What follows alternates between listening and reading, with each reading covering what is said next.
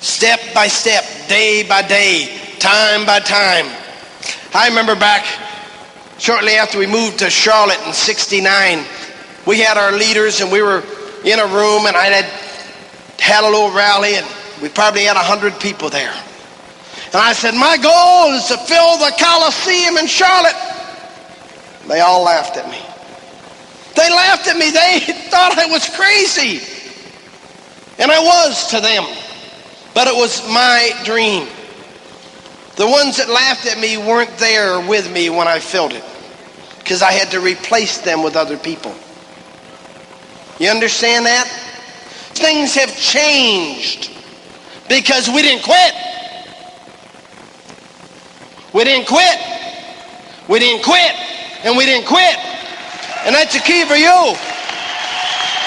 You can't quit. One of the marks of a millionaire is you think a millionaire before you're a millionaire. You think a millionaire before you're a millionaire. It doesn't matter whether you're a millionaire or a billionaire. You develop a habit, and you live by those habits. You live by those habits. One of my important habits is prayer first. I pray to God to ask Him to help me in everything that I do. I wouldn't be out here tonight if I hadn't prayed, because I'm going to tell you something. 25 years and standing up in front of audiences time after time after time, the more you stand up, the more you realize each time there's thousands of lives just on the edge, not knowing where they're going to be. And you got a choice of saying the right thing or the wrong thing. And I don't know what their thoughts are, so I have to say, God, help me. You know them. Tell me what to say. Tell me what to say.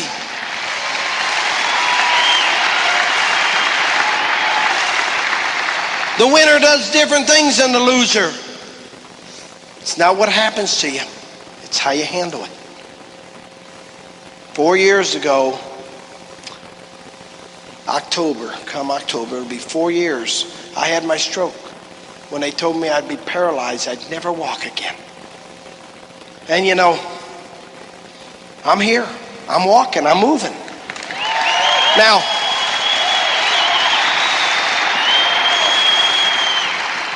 most people are going to tell you he's totally recovered. Well, he ain't.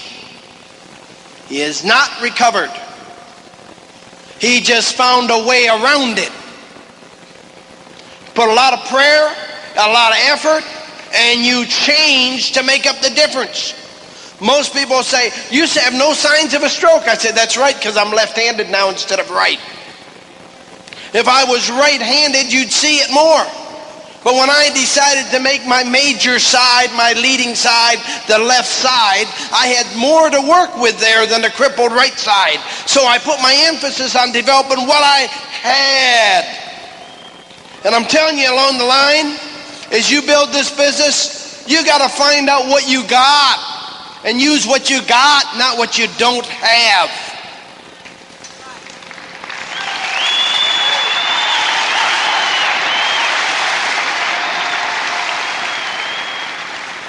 Reagan was known as a great leader and a great delegator. What you can't do, let somebody else do for you. Don't get all hung up on that.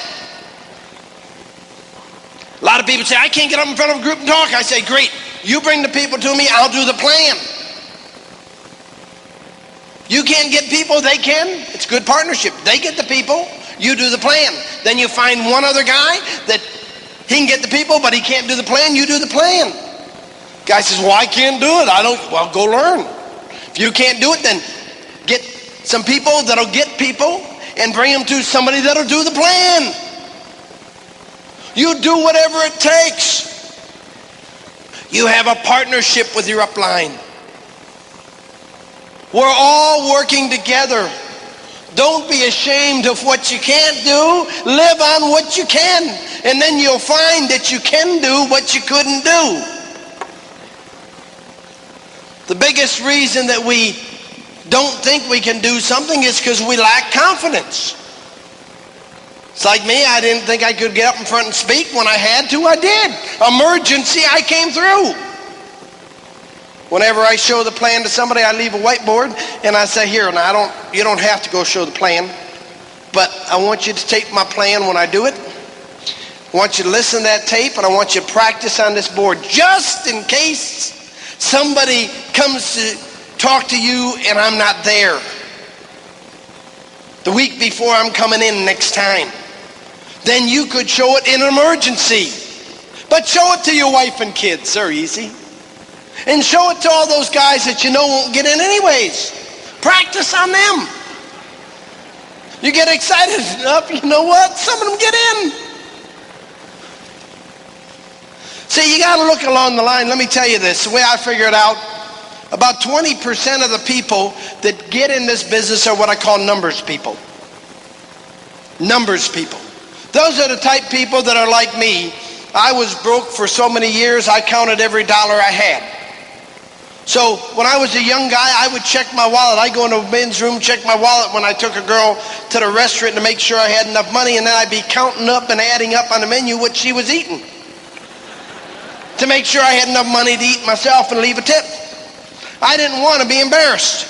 And so I was the type guy that if I went to get groceries, I'd be running down and I'd be totaling up in my mind what the total would be, so when I got the cash register, I had enough money. Anybody relate to doing kinds of things like that? You're numbers people. You are numbers people. So when you sat there and saw the plan, you understood it. You comprehended it.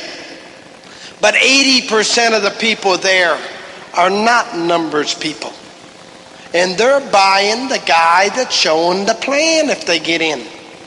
And so you got to be sellable. You want to be lovable. You want to be strong. You want them to relate to you. If you just go put numbers on the board, ding, ding, ding, ding, I have a lot of people say, well, boy, I showed them the plan a lot, but I didn't get anybody in.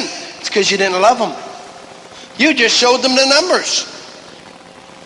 You're getting your 20%. But you're missing the 80 because you're not reaching them. You're not giving them confidence. You're not telling them, I'll do whatever needs to be done. I'll help you. Help yourself.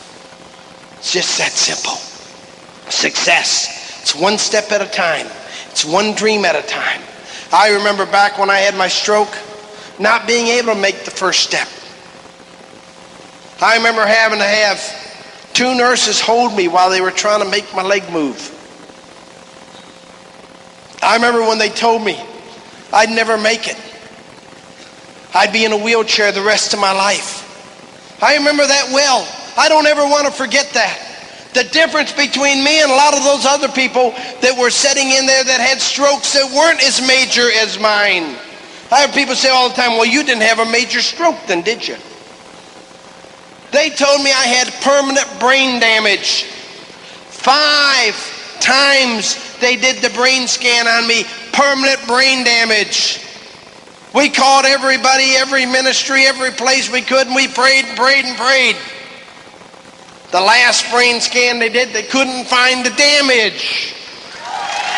Faith handles things.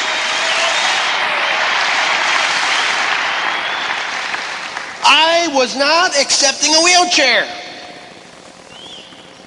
It's amazing. I'll go to doctors today and they'll say, well, are you out there running and exercising, jogging? Same guys that were asking me, to pick my wheelchair.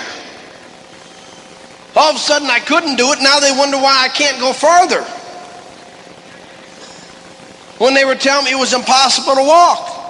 So it's hard to give them answers as to, look, you don't understand how heavy this side is. You just ignore it and do what you can do. It's just as simple as it is. You gotta do what you want to do. You are what you picture yourself being. I did not picture myself being a lifetime cripple. Just that simple. Just that simple. I heard the story recently about this young boy that 11 years of age, they found out he had bone cancer in his leg. They were going to amputate his leg. The kid loved playing baseball. He was in Pop Warner and all the little things, and he fought, and they let him keep his legs. And he got through high school and he became the high school baseball star. And the Yankees came down to check him out. And he was scoring great. And he was a catcher. And as he was catching the ball, and this guy's coming for home, he goes to tag him out. And they banged heads. He got knocked out cold. They got him to the hospital and they told him he'd be paralyzed from the neck down for the rest of his life. He's 26 years old now. He's been through a few operations. He's not playing for the Yankees. But he is playing minor league baseball because he fought all the odds.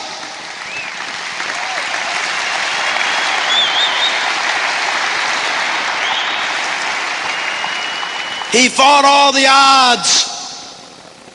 He chose his destiny in spite of his challenges. I challenge you tonight to choose your destiny.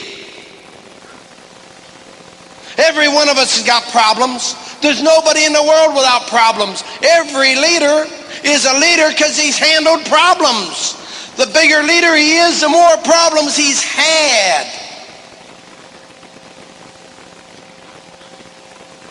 Don't tell me about, well, I got a kid that does this, does that. We raised 7 kids. I understand raising kids. Well, I got to go to my daughter's ballet and my son's baseball and this and that. Well, I didn't go to all that. Couldn't have paid for their ballet lessons if it was not working. My kids sort of understood that Daddy's got to go out and do what he's got to do, and we're going to be kids and we got to do what we're going to do. But I made my kids earn their own cars, and I made them earn their own clothes and earn their own things. I gave them jobs to do, and I ain't paying them a lot of money. I didn't want to ruin my kids.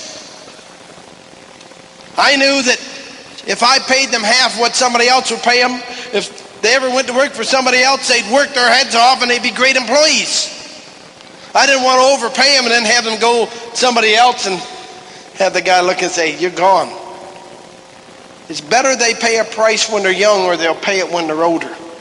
They learn how to work hard when they're young and they fill the products. They do this, they do that. They wash the cars, they wax the cars, mow the lawns, do everything that needs to be done. Help mom and dad. And you know, they grow up to be better adults. People that don't succeed have not learned to take on responsibility. And if you want your kids to be successful, oh, there's nothing wrong with a good college. But college is not going to make it for your kids. Their habits before they go there are going to determine their future. And you create those habits. Your strength and your teaching and your example. And yes, your performance. If we love our kids, we got a responsibility. I knew when I had that stroke, I was 46 years old, almost 47.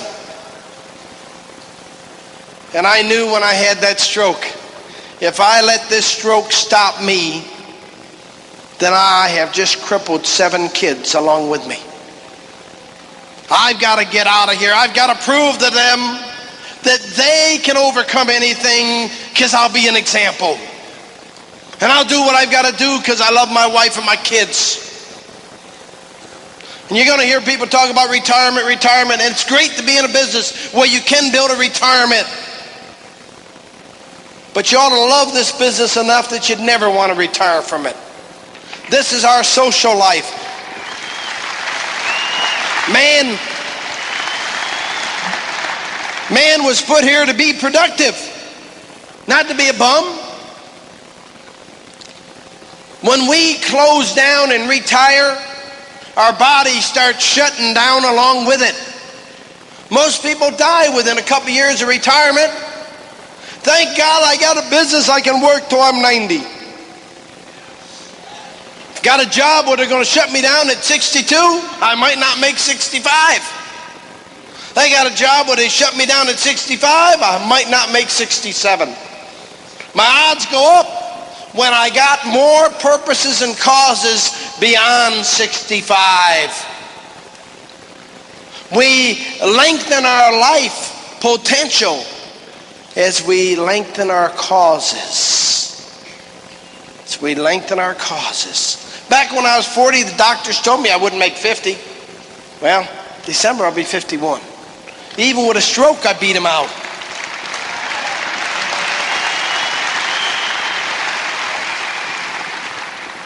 I haven't believed the doctors in years. You can't. You just can't. If they give you negative stuff, you got to overcome it. I always look and say they're just protecting themselves so they don't get sued. They don't want to give tell you can do something that they don't think you could. So I just go do it anyways. You got one life to live. It's yours. Nobody can live it for you, but you got to live it. And you got to enjoy it. And you got to love people. People's what life's all about, not things. I always get things so I can show people my love by letting them share some of those things and those dreams with me. People are always first in my life, not things. Things don't remember you. Things are only something you go for. And I tell you along the line, it doesn't matter what it is. You got to have a new, fresh dream all the time. Because I'm going to tell you, whatever you get, you got to go for it with all the gusto you can. You got to dream with all the dreams you can. You got to put all the energy you can. And when you get it, you got to say, okay, next dream coming up. You don't stop at any dream. Dream is just a step on the way to the world that you live in. To the causes and the drives, proving your capability more to yourself than anybody else. God made a miracle in you. But are you going to let the devil talk you into believing that you're trash? God don't make no garbage. He just makes good stuff. It's the devil that makes us believe it's garbage.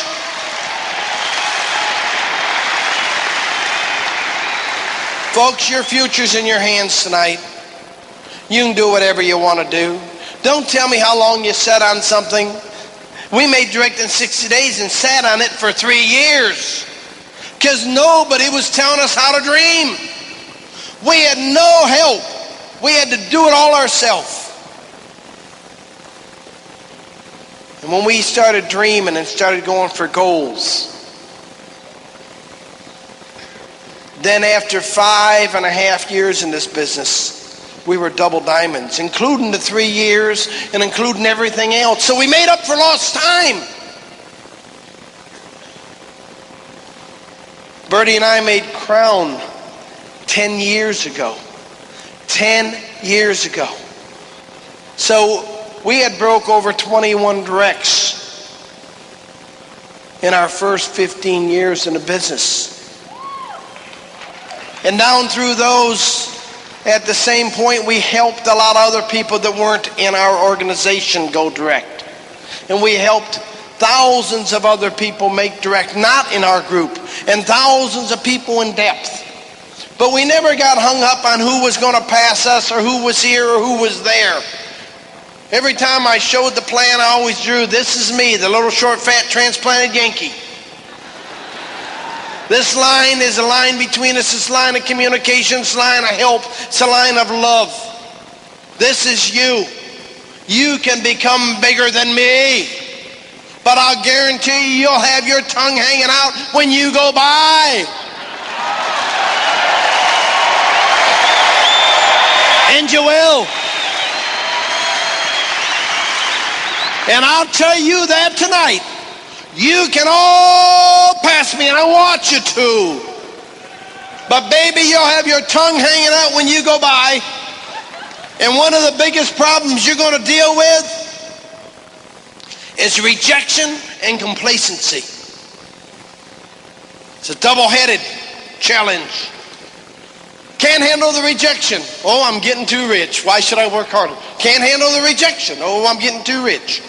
Those are the two challenges. People ask me all the time, why is this guy leveled out here? Why did this guy not go any further? If the business is so good, this guy is sharp. How come he isn't any bigger? He isn't hungry enough to be any bigger. He may think he is, but he isn't. Give him time to grow. We all grow differently. Don't compare yourself with anybody else. God made you one of a kind. Be the best kind and the kindest best that you can be. I love you. God bless you. Do it to it.